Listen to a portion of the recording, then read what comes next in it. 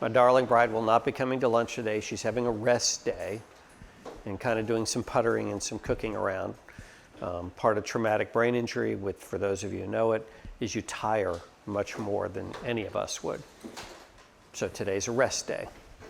But she sends her love to everybody and plans on dropping off a big bag of Ramatans next week so that anybody who hasn't had a Ramatan can have a Ramatan.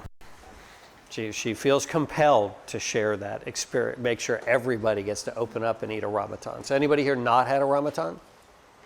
Okay, then this little red ball with all these little hairy things on it that has a very nice little seed on the inside. Yummy. It's slimy, but it's good. It's a good slimy. That's right, it's better. All right, so before we get to begin, I want to give a prayer of thanks and uplifting for all of us. So dear and heavenly Lord, thank you for the amazing opportunity to share and get to know these wonderful young people. I pray that some of this content may touch their hearts and their minds and come to use in them and the lives you have planned for them in the future. Thank you for allowing us to be here in this amazing place to see the beauty of your creation in its ultimate form right here every single day. We do this great thanks to all those who came before, who set the path and gave us the freedom we so enjoy, and especially allowing your Son to be sacrificed before us so that we may have a road to your side, a forgiveness for our sins, and an understanding of your intentions for us that'll take us through the rest of our lives. Amen. Yeah. It just gets me. You look out the window here and you go, is there really a better place to be stuck? I mean, I went to, my college was in Boston. It was cool, but it's concrete, old, dirty. There is no nature like this to look at. All right, well, here's our day 4. We're going to wrap it up today, and then this afternoon between 3 and 4, which I'm scheduled again, what I'd like to do is be the student and have you be the teachers. And I'm really going to want to hear from you what you thought of what you learned, what made sense to you, what didn't make sense, how I talked about it. If I'm going to do this again, I want to be sure it matters to you guys. It's effective. Is it really from 3 to 4? What? Is it really 3 to 4? I think so. Or is it 4 to 5? 4 to 5. Well, whatever time it says on the schedule, I'll look. It says 3 to 4, but it confused all of us because that's not normal. So whatever works for you. What's more convenient for you? 3 to 4. Let's do 3 to 4 days. Because I got to take my wife for a haircut at 2:30 right up there at the Y-High Salon. You've seen how long her hair is? It doesn't take real long. So I'll take her there. We'll swing by here. She'll read a book or something. That would fit because then I'm cuts down my trips since she doesn't drive. All right. Before we go into our win-win and our putting all the pieces together, I did ask yesterday about an empathetic listening challenge. I don't know if any of you actually made the effort. Hopefully some of you did. Did anyone, I'm not going to ask you the outcome or anything, but did anyone give it a try? Super. Is anyone comfortable? You don't have to say who you spoke to or what you spoke about. Did that exercise help in understanding or feeling closer or better with somebody? Any comments just about it? It was less pressure on me. I feel like I needed to come up with the perfect response. I felt like I could just listen. So you say it took pressure off you. Yeah, when you take the whole response thing off, if you're a little on the nervous or shy side. Now, you've met my wife who was very chatty. Before her stroke, she was brutally shy. Part of her brain injury is her shyness went away. And it would have been very hard for her to have that conversation. Now, sometimes at the end of the day, it says, Peg, I've heard enough. Yeah, so she's quite chatty. But either way, anybody else want to throw out any other? I think it helps you gather your thoughts. It helps you stop, wait, process, gather your thoughts, and then have the opportunity to be in the mindset of not always looking for the solution, but better relating to the person Yep. you're speaking to. That's a really, really good point, is that not just trying to come up with a solution, all right? It's a real mindset I had to change. Some of us are wired what I call to be fixers. Oh, if there's a problem, I'm going to fix it. Everything from bad electric socket to, whatever problem you have or you have. And so you're listening the whole time, just trying to come up with a fix. A lot of the time, listening, what the person needs is just for you to listen. They don't need you to come, hey, here's your solution. No, they just want to know somebody's there who cares, who will listen. And the differentiation there that you just hit on that's really, really, really important. Because a lot of times when people need to talk or the like, they're not looking for you to fix it. They just need to get it out of their system. And then as they talk about it, they'll figure out their own solution. It's amazing how many times when you talk about something that's challenging to you, at the end of the conversation, you kind of, in your own mind, have come up with some solution that works. And that's really helpful. So I think that's a great nuance. Good point on taking the stress out. When I think of how difficult, my poor bride would have been, as much as I don't think any of you would have seen her as shy, but she was scary shy before that. Go figure. I have a question. Yeah. Can empathetic listening be empathetic silence on both sides? Yes. It is really, really, really, really, really, really, I don't know if I can put enough reallys in a row, hard sometimes to just have silence. But sometimes when you do listen, there are times you just need to sit back and let there be silence and allow your own mind to think it through, as you said. The person who's speaking think it through either way, or you think it through. But my question was specifically, if you just kind of know what's going on already, but you haven't talked about it, and you're just sitting there with someone, is considered? I don't fully quite understand your question. Like, if you know that their day's not going great, but you want to be empathetic and want maybe pray for them silently, but they haven't expressed it, they're expressing it through their face. I would say you'd want to let them know you're there. And then you ask your question, hey, it looks like you're having a rough day. I'm here, let me pray for you a bit. I'm here, I'm listening. And if they choose to then speak, great. But if not, just your presence can make a real difference. It's actually pretty amazing just knowing someone is there when you're kind of feeling alone and lost. And that makes a big difference. But I would let them know you're there. And then by being silent, you're making it clear you're choosing to receive from them, not just setting up for your own. I know, at your age, I was the original problem solver. Empathetic listening for me, it would have been easier to put me in a bag and throw me down the stairs.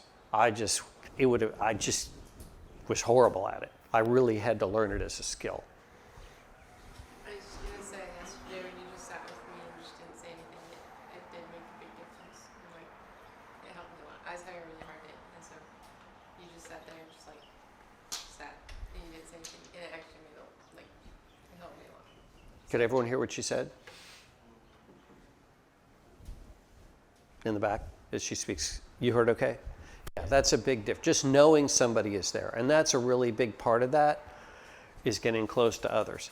Now, I think that was wonderful. And when you're in those situations, when you want to get to know people, even in my professional environment, I would take time to get to know and listen to all. Now, luckily, our teams were never more than 5 or 7 people, not 40. It had taken a while to really get to know and feel just as you had. And sometimes, like you're having the rough day, they may not want to talk about it, but knowing they're there and trust you to be there makes all the difference. Very good observation. Thank you. All right. Any other wrap-ups just on that piece before we hit the road? Yes, sir. I thought it kind of took the emotional response out of it. You connect with the person emotionally, but you don't react to their words emotionally. Yeah, the knee jerk goes away. Yeah, which is really helpful. That's a really good observation too, because as I will admit to my own self, there are times when you hear things where things are said in certain ways and you just kind of start to feel, and when you get that knee jerk feeling, whether you know it or not, it'll alter a little bit of the tone of your voice, of how you talk, and it takes away from your response. So that's a really, really good point. When you're thinking just about them and you take the knee jerk out, that's really good. Thank you for sharing that observation. All right, moving right along onto our challenge now. We talked about a lot of the part of this was how we are amongst ourselves, how we draw on our strengths. Well, then how do we go into the outside world? And as I shared before, it was kind of sad to me in the writing of these books and the talk that the think win-win had to actually go before empathetic listening, because the idea of shared bounty was so disrupted in many corporate environments and other ones that you had to remind people of that first, or they would think of listening as a way to dominate somebody instead of a way to connect. I think particularly in a group like this, you get it. You have the foundation already, so you're not going to be that way. And so in effect, the listening is a skill. That's something you work on. All right, because our natural response is you get halfway through the sentence. Of course, I'm sure none of us ever have finished, as we said, as somebody else's sentence or felt like we should. And so this is a skill we develop. This is an attitude about how we approach people, is to know. We're going to, now that we understand, we want to have everything that we do, beneficial for all. And then when you put all the pieces together and synergize everything we've talked about, the way you live, the piece you get in it, how you relate to others, it's really quite a pretty picture. So we build it on the character that we have a foundation for. Luckily, my stickums are still there. And then we execute here. So our principles are, it's mutual benefit, fair, abundance. Anybody have any sort of favorite passage about fairness or abundance or justice? It's mentioned, I don't know how many different times in the Bible, that you should have justice for all, and the approaches would be fall. I think Colossians 4:1 has it, 2 Samuel 8:15 about David. Anybody else have any that come to mind? Do unto others as you want them to do unto you. What? Do unto others as you want them to do unto Yeah, well, that's yes. That actually is the ultimate foundation is, how would you want to be treated? I'd want to be treated fairly, so I'm going to treat you fairly because that's how I'd want to be. It was a cultural anathema in the time of Jesus. The Jews might have been fair to each other, but they would not have been fair to a Gentile, and the like. This idea of for everybody is totally natural to us because that's the culture we were brought up in. In effect, what I've said is you can't explain to a fish they're wet. We grew up with this, we're swimming in it, so it just kind of makes sense. It irritates us when things aren't fair. In the world Jesus grew up, there was a lot of unfair. And even though the Bible talked about it, it was very selectively applied. And he, tore that, threw it up and down. Now, as I've mentioned in the book here, it's considered this wonderful habit, but I will just point out the fact that, as I said, many of the great concepts are simply repackaged. Almost every idea you have will be repackaged, and you could take it back to something like the Bible. Anybody familiar with Rotary and the four-way test? You ever seen this before? Ever heard of Rotary? As a Rotary Club? Yeah, Rotary Club. I don't know what it is, but I've heard of it. It is a gigantic global service organization. And when I say gigantic, this tiny island here has 5 chapters. Waimea, here in Poipu, Lahui, Kapaha, and North Shore. It is a huge service organization. Founded about 120, I'm thinking somewhere around 1900. And they drew on their principles. Is it the truth? Always good. Is it fair to all concerned? And will it be beneficial to all concerned? And if it doesn't fit fair and beneficial, then you should not do it. That was a principle set at least 120 years ago. We can find lots of Bible verses about the importance of fairness, justice, and being beneficial. Lumped in here, but as I point out, if I'd taken the time, I could find something historically to every single thing in almost every book on organization or how to think about stuff today is a repackaged version of something, and you can take that all the way back to Scripture. So when we think about how we approach with others, what you will see as you get out of this world, and whether it's 4 kids on a project or a committee at your church or a business you're in or a work group you're in, as you end up in the rest of the world, you're going to find this is a very, very common way to see things. Well, there's only so much, there's only, I want it in for me. And you will find that very much so. Part of what we learn, if there's plenty for everyone, actually there's more to spare. And in the bounty of life, we should work together to raise everybody, not just take it, but the principle of scarcity just infuses our culture. Just tell everybody that there's no toilet paper. Whoa, and everybody gets toilet paper. I mean, when you think of the lunacy of that. But yeah, I mean, and then people tried to sell it on the internet at crazy high prices. And then when the toilet paper caught up, people had garages full of toilet paper, and Costco said, sorry, you ain't bringing it back. I don't know what you do with 4,000 rolls of toilet paper in your garage. Never have to buy it. Toilet paper in the garage, car in the driveway. That makes sense. But yeah, that's exactly it. And we live in a time of the greatest plenty, bounty in the history of man, and yet we're kind of taught culturally we don't have enough. Oh yeah, if you just get this new car, you'll be happy. Hey, if we just get more stuff. And so we are shrouded with this idea that there isn't enough and I need to go get more, when in fact there's plenty to go around. When you radiate that as you approach your thinking with others, that changes again the tenor of the entire experience with it. And so some of the things that we look at, common practices, which I've seen in the business world, and you will, if depending on where you end up in life. I hope you don't see too much of this. At some point, probably you all will. You compete, and you're worried by somebody else's success. Hey, there's a chance to move up to manager. So-and-so wants the job too. Well, what can I do to be sure I get it? And all of a sudden, it doesn't become, how do we work together? It's how do I minimize the other person? Now, I'm not saying that you guys would do this, but if you're naive, it will happen to you. I went to a technical school, MIT in Boston. Some of you may have heard of it. And the running joke among some of the technology people was, yeah, you're going to go invent something great, and then the guy in Harvard who was your boss is going to take credit and be the millionaire. Because they'd figured out how to manipulate it, so you did the work and they got the stuff. And it was virtually a mantra to how to protect yourself as a thoughtful engineer who would try to solve a problem that you didn't get taken advantage of. And there were actually quite a few examples from the 60s and 70s when I was there of people who invented really cool stuff and somebody else took credit and got all the money and everything because they were taken advantage of. That is rampant in the outside world. Being insensitive to the needs of others, that's exemplary. No empathetic listening, just, this is what we want to do in the meeting. Down they come, only consider their own. See everything is, win or lose. So they tried to design it.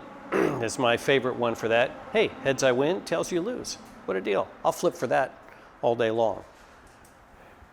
What we have the gift of is understanding how much abundance there really is. And there is a differentiation between what you need and what you want.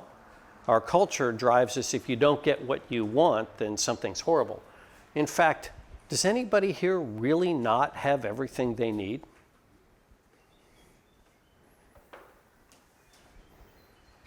It wasn't a trick question. But as a practical matter, we have everything we need. Now, there's stuff we want, that'd be nice, but do we actually have everything we need? And the answer is yes. And so when we approach this, like with the empathetic listening, you have the courage and consideration to actually stand by, no, we're good. I don't need it all. None of us needs it all. There is no winner in the game of life in terms of stuff. But you're going to find, and I can't speak to you, but I know plenty of people who define themselves on their stuff, how much stuff they have. Which is really terrible. You've heard me mention I have some relatives like that. So the idea is that when you consider other people's wins as well as your own with the whole idea of beneficial to all, like Rotary, it changes the whole approach to then how you're coming out of stuff. Yes? What perspective are you coming at these slides from? Is this for Real world. So the employee, the employer, the politician, everything. Everything. When you get in the real world, as I've said, here is my fundamental goal, and this will be good because then I'll want to re-ask me the question this afternoon from 3 to 4 would be great. All right. Is my goal with this program is that we have a foundational set of principles and things that if we surrender to, as I say, can make life easier. You get through it. You may have some tough times getting used to it, but boy, does it make life better in the end. But that's going to affect, those are tools and ways of thinking that you would use in your first job, in your church committee, in the social committee of your neighborhood, in a group discussion here. Because for the rest of your life, you're going to have groups of people who get together and do things. You're going to get a job somewhere. And being faithful and following Christ has nothing to do whether you choose to be a doctor, whether you choose to be a teacher, whether you choose to be a cowboy. I know, you got the hat. But either way, you get my point. There's nothing about giving yourself to Christ that stops you from doing anything in terms of your life. It affects how you will live in it. But there's nothing in the Bible that says, well, if you're a Christian, you can't be a financial advisor. Good, because I've spent 44 years doing it. And so it is a platform that I have used to serve others and to serve families. But there's nothing in there that restrains you in life from what you will be doing. And all of you will grow older. All of you are going to keep growing. And when you start adding families, organizations, the businesses you're in, you're going to confront all this. But to be a financial advisor, you do have to compete. Because there are so many trades that go through, so much money that goes through. Yes, when you said abundance, you said all our needs are met. But there's also competition. There's actually rabbit trail number 817. Within every personality of a group, there are those who are, in my word, accumulators. I'm going to grade you by how much stuff I can get. And we look at them, they're called accumulators, they actually have a psychology. Then there are family stewards. I'm a steward of the capital that I have saved. And I want to have a trusted person who will give me the highest probability. I don't need to beat the market of the week. What I want to do is be sure that my children get a good education, my mother is taken care of, and when they look in the mirror and look more like me, they're financially independent so that they can then leave W-2 land and go on to greater things, like what I'm doing right now. You match the client you have with the personality and style you are. So I've had the privilege of, I don't have to work with anybody. We work with family stewards. And so in effect, I had to earn their trust, but I'm not competing per se, I feel, with anybody. We have 126 clients, about $500 million is what I'm partially responsible for. And it was earned through trust. I didn't beat anybody. We earned it because they had faith that the team my son-in-law runs would be able to do the most honest job possible to educate their children, preserve their thing, take care of their grandmothers, whatever it is. And so, yeah, there is an entire subset of my industry that is pure, heavy, brutal competition. That's not my universe. Does that make sense? Not really. Not really. But I have to fight with, when I go outside of my little group of 7, I have to deal with this stuff. I just had a comment. So I've seen, like in the workplace, I don't think there's a place for competition. I think there is a sense of healthy competition that is good. And I think competition is something that keeps people on task sometimes. But the goal in which you're reaching, if that is something that 2 people are trying to compete over to get, somebody else is always put down, always left out. And in the workplace, when you're trying to work as a team, you're trying to just work together, there's no winning. And I think that comes with the perspective of why we work, who we're working for. Because, I mean, when we have the Lord and we have Jesus, we already won. There's no competition because we already hold the trophy, Christ. And we're just trying to show other people that. So that's why healthy competition in hobbies and in fun, when it keeps you on target and it keeps people together in community, I think that's where competition belongs. But when it comes to life and meaning, competition has no place there. That means somebody loses. Are you coming at that from an employee standpoint? I'm coming at that from a Life standpoint. Because even in work, I mean, work is a portion of life. We have to work to support families. We have to do that. That's one of the roles Scripture gives us as men, is to do that. So work is an extension of life and priorities, and I feel like that's where it comes into making sure we keep our priorities focused on the Lord. And that's why when you enter into the realm of competition in that, you lose focus on the Lord.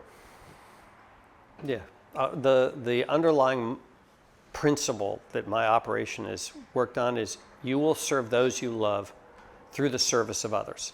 The loyalty of service to others is what is going to move you forward. Not selling more widgets, not beating out your cousin Harry, but the loyalty to the families we serve. Because when someone feels your loyalty and knows it, and that is we are 100% lunatic loyal to our clients. They don't necessarily expect, and no one can expect you to be perfect all the time and get everything right. What they can expect is you to be loyal to their needs and do your best to get them there. And there's lots and lots of people like that, and they are wonderful to work with, thankful for the efforts you do, and it makes for a wonderful career. There is an entire wedge of my industry full of what is the psychology thing is called accumulators that purely rate themselves on, I sold $2 million worth of gadgets last year. I'm going to go for 2.4 million gadgets this year. And if I can get to 2.4, then man, I'm king of the hill. Well, does the person need the gadget? Well, I don't care if he needs it or not. I'm going to get to 2.4 million. That's the mentality that permeates parts of my industry, that brings it down and gives it its truly awful name. And it's well earned because people have blown people up like that, selling them stuff. We got it now, that FTX guy, the Bernie Madoff of cryptocurrency. Yeah, one less comment on that, kind of what we're talking about there. Colossians 3:23 talks about that. That's whatever we do, work at it with all of our heart and work for the Lord, not for human masters. Yep. And you had something, and then we'll go on. Oh, I thought I saw your hand go up. You were just, okay. We need a breeze. Thank you. I'm cooler now. All right, but yeah, this is good question. And I had the gift in my world of being able to select what families we worked with. And there's some I got to know and thought, no, this is just a nightmare waiting to happen, and I chose not to do business with them. And that's a privilege when you're a practitioner. I mean, I really feel there's a guy at General Electric who was sent down to Bentonville, Arkansas, to Walmart and said, look, we're making our light bulbs, but if you give up 2 cents in price, you can give them 1, but if you give them 2, you're fired. And some poor other guy at Walmart said, you get 2 cents out of GE. If you only get 1, you're fired. And they have to look at each other across the table. You want stress? There is so much of that. That is the competition that exists that's destructive. And hopefully will not end up there. If you do, if you end up in that kind of situation, I'm going to recommend go get another job. There's millions of jobs. But that's where, the idea is we want in everything we do to put both pieces together. So this whole idea of win-lose, lose-win, lose-lose, no. My view and the way you should think of it is either it's beneficial to everybody, and beneficial doesn't mean 100% perfectly fair. You can't balance that. It's just been appropriately beneficial for everybody, or no deal. Go rethink it again. And so that is a mentality. We have the mentality of abundance of foundation that will be challenged when you leave this beautiful world you're in right now. And I'm kind of sorry that Rick isn't sitting in the back, because I'm sure he would have some amazing insights for this. As I've said, I've been on church endowment committees, architectural committees and stuff. That is, you've listened to the dialogue and thought, am I really inside of a Christian building? Particularly when there's excess money and stuff involved. That always brings out the worst in everybody. So, as you pointed out, and it's perfect. You set me up on my slide. Thank you, Cooper. When you think of competition, how would you, if you're playing a sport, how would you think of that in the context of how do you create a win-win in a sport? It's not a trick question. Against the opponent? Or Yeah, just with yeah. your team? Both. I'll leave it open-ended. Attitude. Well, within sports, there is healthy competition. Yes. So you have to prioritize your own team over the other team. Now, you don't want to injure the other team, obviously, but you want to play respectfully, and that's a win-win in my book. But you still want to, you have opposing goals, and you just have to prioritize one group over a different one. Yeah, but you respect the other team. And you, It's like in the side of you losing the game based on what you're playing, it's like, okay, we can take what we lost on, we can see how we lost, and we can go back and practice and fix those mistakes. yep, you can learn. You can get a win out of losing. As I've said this before, the greatest lessons you will ever have in your lifetime will be your biggest failures. Success does not teach you anything. Failure teaches you, big failure teaches you immensely. Here, I'll give you an example. Anybody else want to throw something out before I give an example? You watch it could be professional basketball, professional football, anything. Every once in a while, you're going to see somebody throws the giant pass, and by gosh, that receiver gets their arm up, and somehow, how that skinny, long receiver gets their arm about to here, gets the ball in it, gets spun upside down, flipped on their head, and they still have it. And the defender just kind of looks at him, does this, pulls him up, slaps him on the back, and just goes, oh, that was just too good. Doesn't mean they didn't want to stop him, but they look at him and they go, oh, that was too good. They respected that. They're playing for the love of the game, and they respect their opponent. All of a sudden, you see that, and all of a sudden the commentators are, look at the amazing sportsmanship. That cornerback went ahead and high-five, gave the guy that nod. That's what sportsmanship is. Well, that should be every play, not just every other one. And that's how, when you think of win-win, and it changes when you behave that way, it changes the entire attitude of a sporting event. I have played, well, with age, less competitive soccer. 1 year ago about now was my last soccer game at 65 years. Yeah, I was 65. I was playing with 30-year-olds. Now, with age, I started A-League Rec, then you go to B-League Rec, then you go to C-League Rec, then you go to Co-Ed Rec, then you go Co-Ed B, and then you end up with Co-Ed Recreational, with age, the like. But as people played, I was always, hey, great pal, man, what a nice shot, the whole bit. Once you set the tone, then the other players begin, oh yeah, we're in recreational league. That whole, I'm going to run you over for the ball would disappear. And it changed the, hey, when you're 5'5", you get run over for the ball a lot. But so when you approach it as, I'm going to give it my best, I'm going to compete, I'm going to do it, but I'm going to respect that other player, and we're going to do it for love of this game. And boy, when they do well, I'm going to, acknowledge it. Hopefully, when I do well, I go, how's that? And this is pure ego, so take it nothing less. But nothing would please me more when I was in good shape about halfway through the second half, because my midweek was running trails, 6-10 miles a couple times a week. So as we got to the end of the game, I was still playing like this.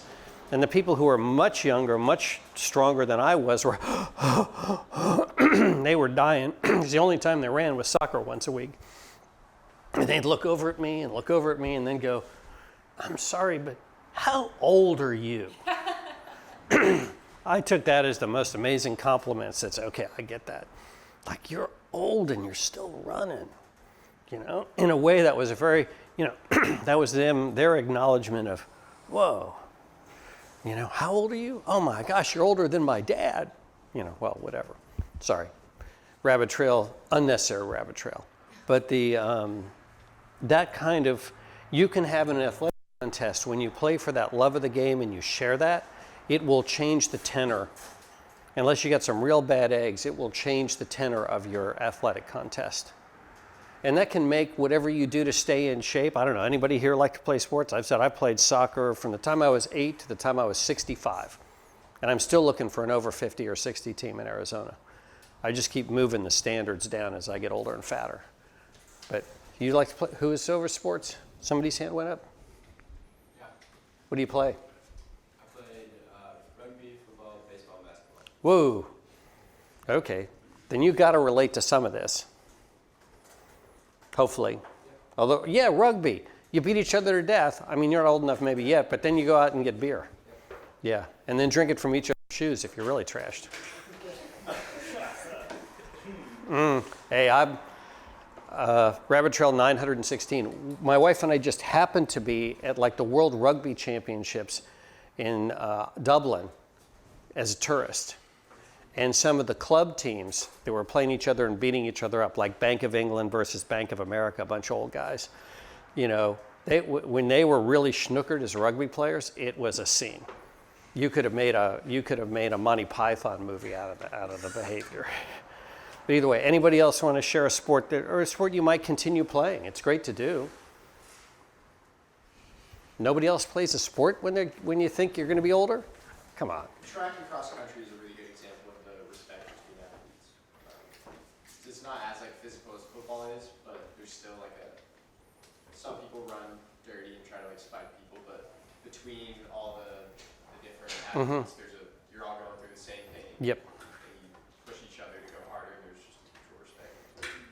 You actually make a great observation there. I found in the ultimate distance area, not marathon, but when I started going to the 30, 35 miles, the family nature of it was incredible. People would be passing you, and instead of like trying to pass you, they'd look like, your eyes are looking fuzzy. Are you okay? Yeah. As opposed to, you know, you got a lot of form. Your form isn't what it was the last time I saw you on the loop. Are you doing okay? As opposed to, great, I'm going to trounce somebody. Yeah, Wonderful observation. I paced my dad for one of his ultra marathons. We took a bunch of extra like energy gels and stuff, and it came out to runners that we were passing and that sort of thing. So. Yep. Yep.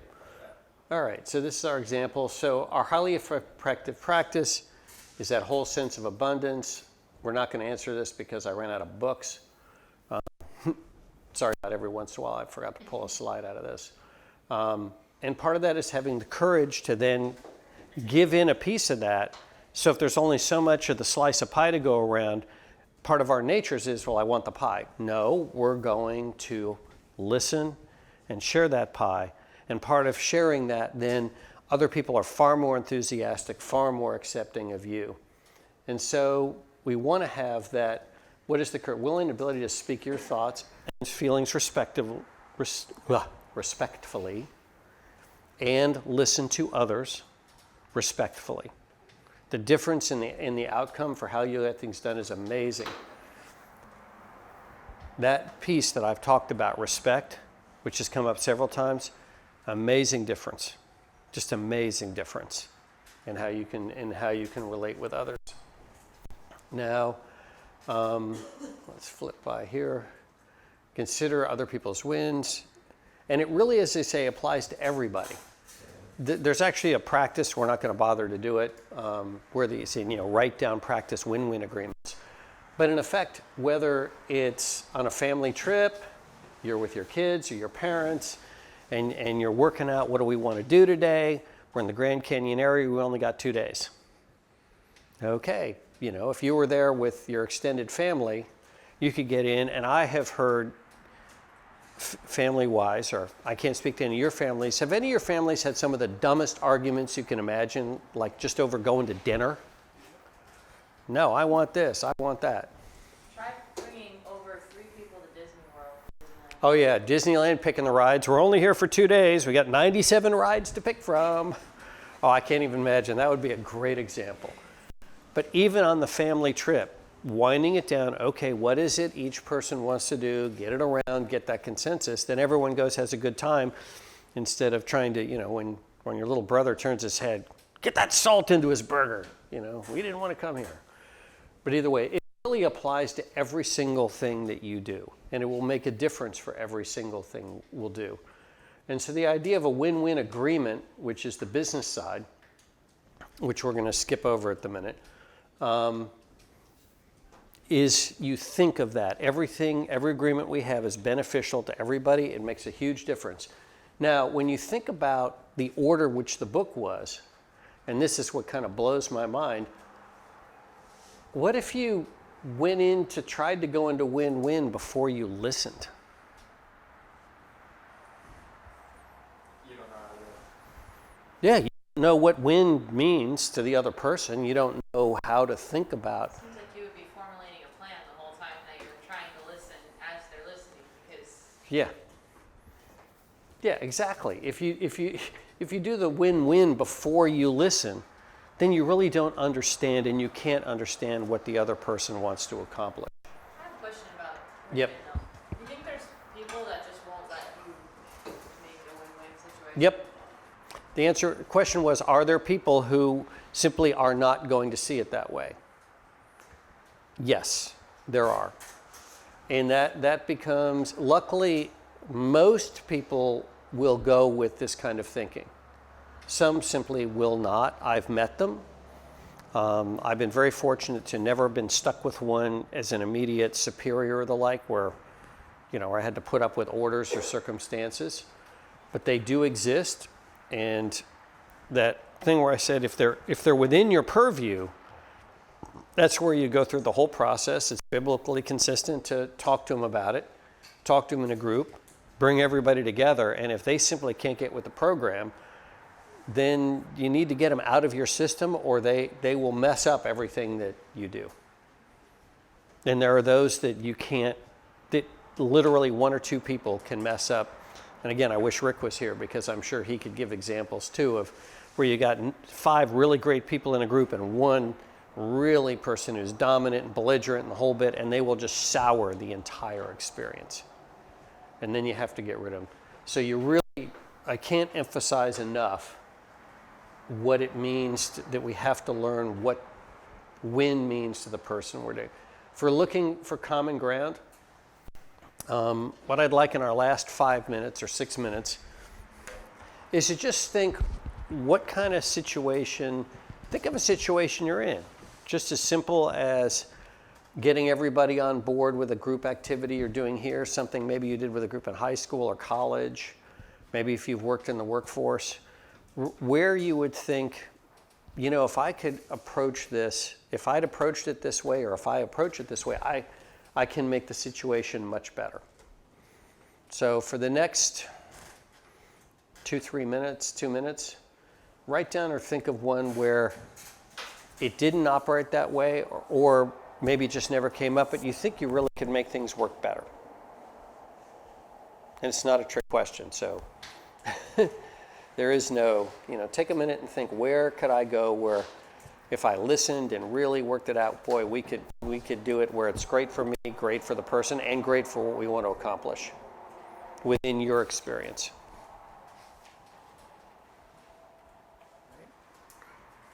Is anyone comfortable sharing a thought for where you think this would really help in what you were working on? Or even help a little bit?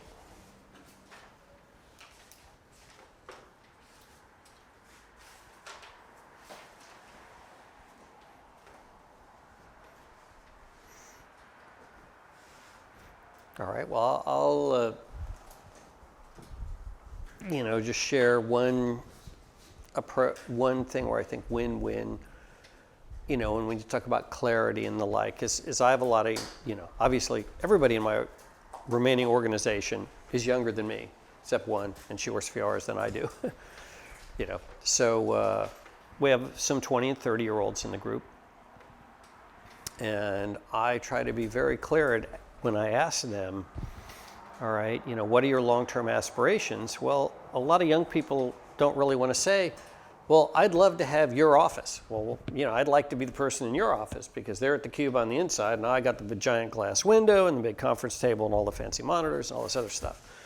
Oh, well, like I'm taking away from me. And I'll give them permission to say, well, and if I'll just point and said, well, do you want to be there one day? Well, yeah. I said, okay, then what can we do in your job growth so that when you're 40 instead of 28, you're sitting in there. And if I got to move down one or you're next to me, I could care less. All right? What is it for you? Oh, all of a sudden I gave permission for someone to admit a win they wanted for their future that they were afraid to talk to me, which they thought like, well, I don't want to say that I really want to take it off. Well, if you're growing in the world and you want to support your family and you want to do all that other stuff, why wouldn't you want, if there was a ladder to go up the rungs? Then when we work it out to say, okay, if you grow forward, then your ability to serve the families is going to improve with it. Your role in it will get bigger. You're going to take on more. That's a great win for the families we serve. It's a great win for the future of our organization. And it's a great win, for me as fading out that I got somebody filling in from behind. Everybody wins. Clients win. My young professional wins. And I get to be replaced. And you think, well, that's that. Well, that's my goal now, is to be replaced, is to slowly fade into the distance and move on. And that is where listening and pulling out of somebody and then creating that win-win mentality creates a tremendous future, because then they believe in what they do, they work harder at what they do, stick stronger with the principles, because there's no roadblock to me growing. In fact, I'm in fertile soil and have every opportunity to grow. And then it's just up to them how hard they choose to work.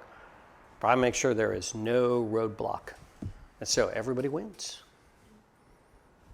What about the 20 other individuals that would be competing for that chair? I don't follow your question. So in that office, there's only one chair for that corner office. And isn't there going to be competition in that office? We tried. If you actually are really clear about where it goes, the corner office becomes almost kind of like a joke. And, it's you want the bigger office, but whether it's in the corner or on the side, it's a concept. And actually, my office, I had the big desk taken out, and I have a little stand-up desk in the corner with all my monitors on it when I'm there. And I put a conference table in. So not only we have conferences, but then our team gets together and has lunch together every single day where we can communicate with each other simply as supportive friends. So it creates a culture of mutual support. So I fight that. I create a culture that really exposes and minimizes that. Now, you will run into people who are like that. And if we do our hiring right, they're not part of our group. But in a business world, if you get a job at Caterpillar Tractor, no offense to Caterpillar, you can't control who gets assigned for you to work with. You are simply, here's your team. And when you can't control your team, that's where this skill set. I am the luckiest man on earth that I got to pick my team. But a lot of people want to be their own business owner.